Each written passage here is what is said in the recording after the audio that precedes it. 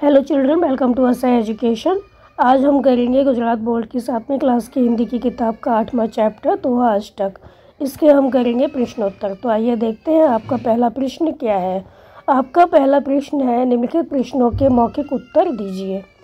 तो इसमें पहला प्रश्न है, बड़े लोगों की संकुचित मन स्थिति व्यक्त करने के लिए खजूर के पेड़ का उदाहरण क्यों दिया गया है। तो बड़े लोगों की जो संकुचित मन स्थिति होती है उसको व्यक्त करने के लिए खजूर के पेड़ का एग्जाम्पल क्यों दिया गया है। तो आंसर होगा, खजूर का जो पेड़ होता है काफ़ी बड़ा होता है, पर उससे पथिक को ना तो छाया मिलती है और ना ही फल मिलते हैं। उसी तरह जो बड़े लोग होते हैं उनकी जो मनोवृत्ति होती है संकुचित होती है, उनसे किसी को लाभ नहीं होता। दूसरों को जो उनकी मन स्थिति होती है, जो उनकी संकुचित विचारधारा होती है, उससे किसी का भी लाभ नहीं होता। तो जो बड़े लोग होते हैं वो कैसे होते हैं, खजूर के पेड़ के समान होते हैं, जिनसे हमें कोई लाभ नहीं मिलता अगर उनकी मन स्थिति संकुचित होती है। अगर उनकी सोच बहुत छोटी है, अगर वो ऊंचा नहीं सोचते तो वो क्या होता है, हमारे लिए परेशानी का कारण बन जाते हैं। फिर है, साधु पुरुष कैसा होना चाहिए और क्यों। तो साधु पुरुष सूप के स्वभाव वाला होना चाहिए, क्योंकि सूप सारयुक्त वस्तु अनाज अच्छा अनाज ग्रहण कर निस्सार वस्तु को बाहर फेंक देता है। तो यहाँ पर जो सूप है वो है जो छलना होता है जिससे कि हम अनाज को छानते हैं। तो कोई चीज़ जब छानते हैं तो क्या करता है, सूप जो अच्छा अनाज होता है वो तो अपने सूप में रख लेता है, लेकिन जो बेकार का कचरा होता है उसको बाहर फेंक देता है। तो जो सज्जन पुरुष है उन्हें भी क्या होना चाहिए, सूप के स्वभाव वाला होना चाहिए, मतलब अच्छी बातों को ग्रहण करने वाला होना चाहिए और बुरी बातों को बाहर निकाल देने वाला होना चाहिए। फिर है आपका अगला प्रश्न कि तुलसीदास सबसे हिल मिलकर रहने को क्यों कहते हैं। तो आंसर होगा, तुलसीदास सबसे हिल मिलकर रहने को कहते हैं क्योंकि उससे हमें सुख शांति और सुरक्षा मिलती है। अगर हम सब लोगों के साथ अच्छे से रहते हैं तो इससे हमें क्या होता है, सुख मिलता है, शांति मिलती है और हमारी सुरक्षा भी होती है। फिर है, आप गरीब लोगों की मदद कैसे कर सकते हैं। तो आंसर होगा, हम गरीब लोगों के बच्चों को पढ़ाकर उनकी मदद कर सकते हैं। तो हम पढ़ाई में आने वाली उनकी जो समस्या है उनको दूर करें।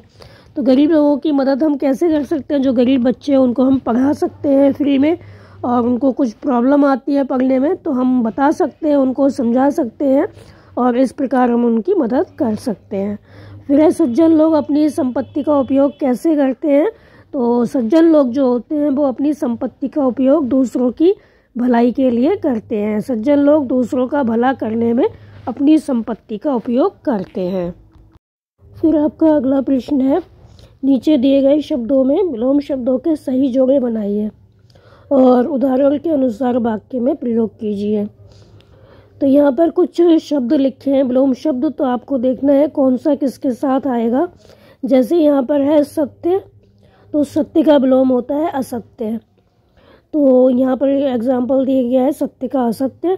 तो सत्य का बनाया है, गांधी जी सत्य बोलते थे, असत्य हमें असत्य नहीं बोलना चाहिए। इसी तरह आपको देखने हैं और कौन कौन से हैं जिनका विलोम शब्द यहाँ पर लिखा जाएगा। तो यहाँ पे पहला है आदर। तो आदर का होता है विलोम शब्द अनादर। तो आदर का हम बनाएंगे, हमें बड़ों का आदर करना चाहिए। अनादर, हमें किसी का अनादर नहीं करना चाहिए। फिर है स्वकाज। स्वकाज का होगा परकाज। स्वकाज मतलब अपना काम। तो मैं यहाँ स्वकाज के लिए आया था, अपने काम के लिए आया था। परकाज मतलब दूसरों का। तो सज्जन लोग जो होते हैं परकाज के लिए धन का संग्रह करते हैं। तो सज्जन लोग क्या करते हैं, दूसरों के काम के लिए अपना संग्रह करते हैं धन का। फिर है बुरा। बुरा का होगा अच्छा। तो उसे अपने कर्मों का बुरा फल भुगतना पड़ा, या फिर हम कह सकते हैं हमारे बुरे कर्मों का फल हमको मिलता है। अच्छा, उसने यहाँ अच्छा नाम कमाया। प्रेम। प्रेम का उल्टा होता है नफरत। तो प्रेम, हमें सबसे प्रेम करना चाहिए, नफरत, हमें किसी से नफरत नहीं करनी चाहिए। फिर है अगला नज़दीक। नज़दीक का होता है दूर। तो नज़दीक, मेरे घर के नज़दीक ही बाज़ार है, मतलब मेरे घर के पास में ही बाज़ार है। दूर, पाठशाला मेरे घर से दूर है। फिर है मृत और मृत का होता है जीवित। तो उस दुर्घटना में कई लोग मृत पाए गए, मतलब मरे हुए पाए गए। जीवित मलबे में से कई लोग जीवित निकले। छोटा, छोटे का होता है बड़ा। तो छोटा, हमारा घर छोटा है। बड़े का हम बनाएंगे, कुछ भी बना सकते हैं। हमारा घर बड़ा है या वह बड़ा आदमी है। फिर है आपका अगला प्रश्न, कभी कभी कुछ इलाकों में बारिश बिल्कुल भी नहीं होती, तो नदी नाले तालाब सूख जाते हैं, फसलों के लिए पानी नहीं मिलता, खेत सूख जाते हैं, पशु पक्षी जानवर और लोग भूखे मरने लगते हैं। तो ऐसे समय में क्या होता है, बाहर रहने वाले लोगों की मदद की आवश्यकता होती है। तुम भी लोगों को मदद कर सकते हो, तो सोचकर बताओ तुम अकाल में परेशान लोगों की मदद कैसे करोगे। तो आंसर होगा, हम अकालग्रस्त लोगों के लिए धन इकट्ठा करेंगे और उस धन से हम क्या करेंगे, अनाज और दूसरी ज़रूरी चीज़ें हैं वो खरीद कर उनको देंगे। तो उस धन से हम अनाज लेंगे और भी जो आवश्यक चीज़ें होती हैं वो हम खरीदेंगे और उनको दे देंगे। हम टैंकर मंगवाकर अकालग्रस्तों को पानी सुलभ कराएंगे। हम उनके जानवरों के लिए चारे की व्यवस्था करेंगे। तो इस तरह से हम उनकी मदद कर सकते हैं। फिर है आपका अगला प्रश्न, नीचे दिए गए वाक्यों में रेखांकित शब्दों को ध्यान से पढ़िए। तो पहला वाक्य है, वह कौन जा रहा है। तो यहाँ पर जो कौन है वो रेखांकित शब्द है। और पहला इनाम किसे मिला, यहाँ पर किसे रेखांकित शब्द है। आप क्या लाए हैं, तो यहाँ पर क्या रेखांकित शब्द है। किसने कहा आज छुट्टी है, तो यहाँ पर कहा जो है किसने है वो रेखांकित शब्द है। तो इन वाक्यों में कौन, किसे, क्या, किसने, इन शब्दों से प्रश्न पूछे गए हैं। तो यहाँ पर जो कौन है, तो इससे क्या हुआ, ये प्रश्नवाचक वाक्य बन गया। वह कौन जा रहा है, तो यहाँ पर कौन, क्या, किसे, किसने, ये लगाकर प्रश्न पूछे गए हैं। तो ये शब्द जो है वो किसी न किसी संज्ञा के स्थान पर आए हैं। तो अगर हम कहते हैं वह कौन जा रहा है, तो हम कहते हैं वह मोहन जा रहा है, तो मोहन क्या हो गया, संज्ञा हो गया। और हम पूछ रहे हैं कौन, तो ये प्रश्नवाचक हमने जो शब्द है वो लगा के पूछा। तो इन शब्दों से प्रश्न पूछे गए हैं। तो ये शब्द जो है वो किसी न किसी संज्ञा के स्थान पर आए हैं, इसलिए ये क्या कहलाते हैं, प्रश्नवाचक सर्वनाम कहलाते हैं। तो जो शब्द संज्ञा के स्थान पर आते हैं वो कहलाते हैं सर्वनाम। लेकिन यहाँ पर जो ये शब्द है वो प्रश्नवाचक है, इसलिए ये कहलाएंगे प्रश्नवाचक सर्वनाम। तो प्रश्नवाचक सर्वनाम क्या होता है, संज्ञा के विषय में जिन शब्दों से प्रश्न पूछा जाए, जिन शब्दों से प्रश्न किया जाए वह प्रश्नवाचक सर्वनाम कहलाते हैं।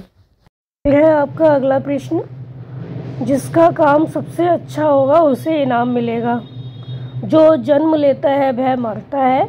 तो इन वाक्यों में रेखांकित शब्द जो है वो सर्वनाम है। तो प्रत्येक वाक्य के सर्वनाम जो है परस्पर संबंध दर्शाते हैं। तो ये क्या है, संबंधवाचक सर्वनाम है। तो संबंधवाचक सर्वनाम क्या होता है, वाक्य में एक वाक्यांश का दूसरे वाक्यांश से संबंध बताने वाले सर्वनाम को संबंधवाचक सर्वनाम कहते हैं। तो जिसका काम सबसे अच्छा होगा उसे इनाम मिलेगा। तो यहाँ पर जिसका और उसे क्या है, एक दूसरे से संबंध दिखा रहा है, मतलब जिसका काम अच्छा होगा उसे इनाम मिलेगा। जिसका काम अच्छा होगा, जो काम अच्छा करेगा वही इनाम पाएगा। तो ये क्या है, संबंधवाचक शब्द है। फिर है, जो जन्म लेता है वह मरता है। तो जो और वह ये क्या है, संबंधवाचक सर्वनाम है। तो एक दूसरे का यहाँ पर ये संबंध बता रहे हैं। तो इन वाक्यों में रेखांकित शब्द क्या है, सर्वनाम है। प्रत्येक वाक्य के सर्वनाम परस्पर संबंध दर्शाते हैं, तो ये कहलाते हैं संबंधवाचक सर्वनाम। फिर है आपका अगला प्रश्न, नीचे दिए गए वाक्यों में रेखांकित शब्दों को प्रश्नवाचक और संबंधवाचक सर्वनाम में वर्गीकृत कीजिए। तो यहाँ पर है, वह कौन आ रहा है, जैसी करनी वैसी भरनी, जो चलता रहेगा वह मंजिल तक पहुँचेगा, आज का इनाम किसे मिलेगा, जिसकी मेहनत उसकी सफलता, आप क्या ढूंढ रहे हैं, किसने कहा आज मेहमान आएंगे। तो यहाँ पे आपको बताना है कि प्रश्नवाचक और संबंधवाचक सर्वनाम कौन कौन से हैं। पहला है, वह कौन आ रहा है। तो यहाँ पर जो कौन है वो प्रश्नवाचक सर्वनाम है। अगर आपकी समझ में नहीं आता तो जहाँ पर प्रश्नवाचक चिन्ह लगा होता है उसमें जो शब्द आया है वो आप सब लिख देंगे प्रश्नवाचक सर्वनाम। तो जैसी करनी वैसी भरनी, यहाँ पर जैसी वैसी क्या है, संबंधवाचक सर्वनाम है। जो चलता रहेगा वह मंजिल तक पहुंचेगा। तो यहाँ पर जो और वह क्या है, संबंधवाचक सर्वनाम है। फिर है आज का इनाम किसे मिलेगा, तो यहाँ पर जो किसे शब्द है वो क्या है, प्रश्नवाचक सर्वनाम है। तो यहाँ पर आप देखिए प्रश्नवाचक चिन्ह लगा हुआ है, तो ये क्या होगा, प्रश्नवाचक सर्वनाम है। जिसकी मेहनत उसकी सफलता, तो जिसकी और उसकी ये क्या है, मतलब जो मेहनत करेगा वही सफल होगा। तो यहाँ पर एक दूसरे का संबंध है कि जो मेहनत करता है वही सफल होता है। तो यहाँ पर क्या है, जिसकी और उसकी, ये है आपका संबंधवाचक सर्वनाम। फिर आप क्या ढूंढ रहे हैं, तो यहाँ पर जो क्या है वो क्या है, प्रश्नवाचक सर्वनाम है। किसने कहा आज मेहमान आएंगे, तो यहाँ पर किसने जो शब्द है वो क्या है, प्रश्नवाचक सर्वनाम है। आपका अगला प्रश्न, निम्नलिखित शब्दों से प्रश्नवाचक वाक्य बनाइए। क्या, कौन, किसका, किसे, इससे आपको बनाने हैं वाक्य। तो आप कोई भी वाक्य बना सकते हैं। जैसे यहाँ पर दिया है क्या, तो आप क्या लाए हैं, या आपको क्या खाना है, आप क्या पसंद करते हैं। फिर है कौन, दरवाजे पर कौन खड़ा है। फिर है किसका, तो यह किसका घर है। किसे पहला इनाम किसे मिला। तो यहाँ पर आप कोई भी वाक्य बना सकते हैं। फिर है आपका अगला प्रश्न, संबंधवाचक सर्वनामों को छांट कर लिखिए। तू जो कहता है वह समझ गया हूँ। फिर है जिसने मेहनत की उसे फल मिला। फिर है जो ध्यान से पढ़ेगा वह उत्तीर्ण होगा, जिसकी लाठी उसकी भैंस। तो संबंधवाचक सर्वनाम पहले में क्या है, तू जो कहता है वह मैं समझ गया। तो जो और वह, तू जो कहता है वह मैं समझ गया, जो तुमने कहा वो मैं समझ गया। फिर है जिसने मेहनत की उसे फल मिला। तो यहाँ पर जिसने और उसे, जो ध्यान से पढ़ेगा वह उत्तीर्ण होगा। तो जो ध्यान से पढ़ेगा, तो जो और वह यहाँ पर क्या है, संबंधवाचक सर्वनाम है। फिर है जिसकी लाठी उसकी भैंस। तो यहाँ पर जिसकी और उसकी क्या है, संबंधवाचक सर्वनाम है। तो ये थे आपके इस चैप्टर के प्रश्नोत्तर। और हाँ, इसमें जो भावार्थ लिखना है, अर्थ लिखना है, वो जब हम आपको चैप्टर करवाएंगे, दोहा करवाएंगे, तब हम आपको बता देंगे। तो आप इनको अच्छे से समझ कर याद कर लीजिए। और हमारे चैनल ऐसा एजुकेशन को लाइक कीजिए, सब्सक्राइब कीजिए। आप शेयर बिल्कुल नहीं करते, शेयर भी कर दिया करिए। Thank you.